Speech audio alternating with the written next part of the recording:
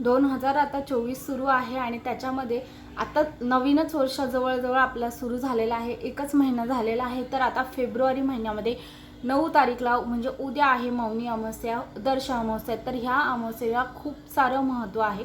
या अमावस्येपासून आपण असे काही उपाय करू शकतो की जेणेकरून आपल्या आर्थिक अडचणी म्हणजे आपल्या सांसारिक अडचणी सर्व काही दूर होतील. घरातील नकारात्मकता, आपल्यावरील नकारात्मकता सगळं काही दूर होतं.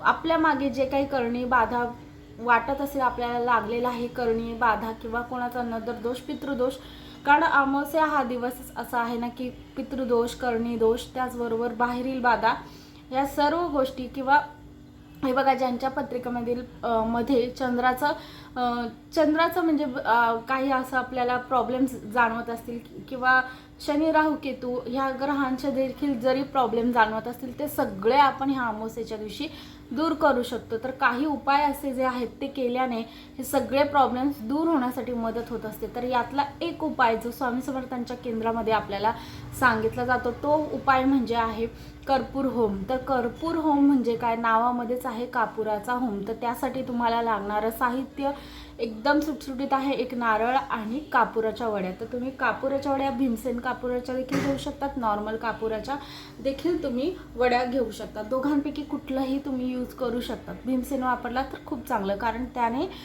घरातील जे काही नकारात्मक ऊर्जा आहेत त्या आता दूर होतातच, परंतु ज्या काही म्हणजे त्याच्या धुरामुळे जो काही प्रॉब्लेम्स होणार असेल ना, जसं की बघा आता कोणाला सर्दीचा त्रास आहे, कफाचा त्रास आहे, त्याला देखील रिलीफ होण्यासाठी मदत होते. कारण भीमसेन कापूर हा आयुर्वेदिक प्रॉपर्टीज असलेला देखील कापूर आहे. त्यामुळे तुम्ही भीमसेन कापूर वापरू शकतात अथवा दुसरा कापूर देखील साधा कापूर वापरू शकतात. तर आता नारळ जो आहे तो तुम्ही विकत आणा. कसं आहे की नारळ आता कोणी ओटीमध्ये कोणी दिला असेल किंवा तुमच्याकडे बऱ्याच दिवसापासून असेल तो नारळ वापरू नका. नवीन नारळ विकत आणा. का तर सांगते, हे बघा पाणी असलेला नारळ ह्यासाठी असावा म्हणून नारळ तुम्ही विकत आणा.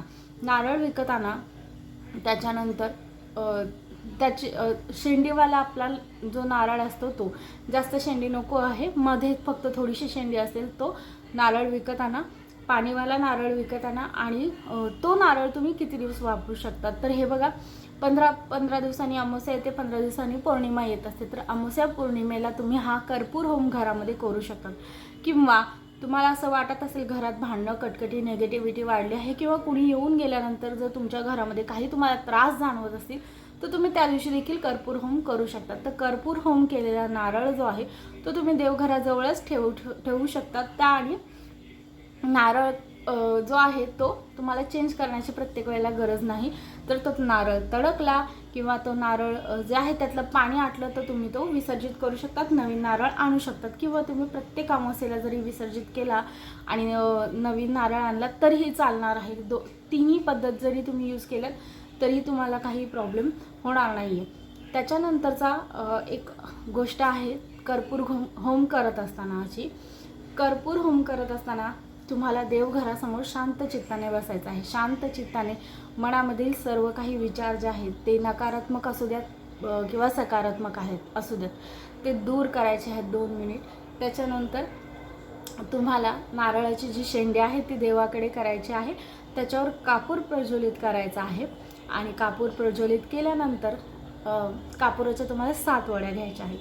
तर एक कापूर विझायच्या आत तुम्हाला दुसरा कापूर पेटवायचा आहे घरामध्ये आणि श्री स्वामी समर्थ, श्री स्वामी समर्थ, श्री स्वामी समर्थ, श्री स्वामी समर्थ या आपल्या सद्गुरूंच्या किंवा तारक हा जो मंत्र आहे हा आपला जो षडाक्षरी मंत्र आहे, तारक मंत्र म्हणू शकतात तुम्ही, कारण आपल्याला हा सगळ्या संकटातून तारणारा मंत्र आहे म्हणून मी ह्याला तारक मंत्र म्हणत आहे. तर तुम्ही ह्या मंत्राचा अखंड जप करा. कारण कापूर आहे तो विझायच्या आत. हे बघा तुम्ही देवघरासमोर बसून जरी जप केलात किंवा हा नारळ घरामध्ये सर्वत्र फिरवत असताना जरी श्री स्वामी समर्थ, श्री स्वामी समर्थ म्हणलात तरीही चालणार आहे. किंवा एकाच जागी बसून देवघरासमोर जरी तुम्ही हा जप केला आणि नारळ जरी तुम्ही तिथेच ठेवला तरी चालणार आहे. किंवा जर तुम्हाला नारळ सर्व घरामध्ये असं वाटत असेल की आपल्या घरामध्ये खूप सारी नकारात्मकता आहे आणि ती जावी, तुम्हाला सर्व घरामध्ये जर त्या नारळाचा म्हणजे घेऊन जायचं असेल तर न्या. परंतु सांभाळून न्या, कारण आपण त्याच्यावर कापूर ठेवलेला आहे, नारळ आहे, पेट्टा आहे आणि त्याच्यामुळे काय होऊ शकतं, तुमच्या हाताला थोडीशी इजा होऊ शकते किंवा तुम्ही काळजीपूर्वक तो घेतलात तर चालणार आहे. किंवा जर नारळावर एकच कापुराची वडी आपण ठेवलेली आहे आणि अशा वेळेस जास्त नारळ गरम नसेल तर त्यावेळेस तुम्ही घरामधून फिरवून आणू शकता, देवघरासमोर परत ठेवा आणि त्याच्यानंतर मग पुन्हा श्री स्वामी समर्थ, श्री स्वामी समर्थ असं 7 कापुराच्या वड्या ज्या आहेत त्या विजेपर्यंत म्हणा. आता हे बघा, भीमसेन कापूर हा मोठा येतो, त्यामुळे तुम्ही त्याचे छोटे छोटे 7 तुकडे करून देखील त्याच्यावर प्रज्वलित करू शकतात. हा इतका प्रभावी उपाय आहे की ह्या उपाय केल्यानंतर आपल्या आयुष्यातील खूप सारे कष्ट, रोग म्हणतात ना, रोग ऋण मुक्तता आपल्याला त्यातनं मिळत असते. हे बघा, काही वेळेस आपल्या ग्रहांची दशाच इतकी खराब असते की आपण जे काही उपाय करतो ते आपल्याला लागत नाही. परंतु याचा असा अर्थ नाही की आपण उपाय करणं थांबवायचं आहे, आपण काही करणं थांबवायचं. आपण जे आपल्याला योग्य वाटतील किंवा आपल्याला करता येतील, आपल्याच्याने होत असतील असे छोटे मोठे उपाय करायला काही हरकत नाही. उद्या दक्षिण दिशेला जे आहे, घरातील दक्षिण दिशेला तुम्ही पितरांच्या नावाने दिवा लावू शकतात, त्यात काळे तीळ टाकू शकतात, काळे तीळ दान करू शकतात, पांढरे तीळ दान करू शकतात.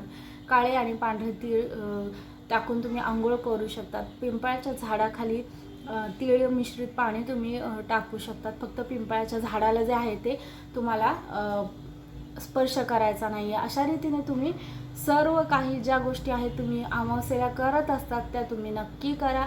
यातून पण तुम्हाला खूप सारे चांगले चांगले रिझल्ट्स बघायला मिळणार आहेत. आणि व्हिडिओ आवडत असेल तर लाईक, शेअर आणि सबस्क्राईब करायला विसरू नका.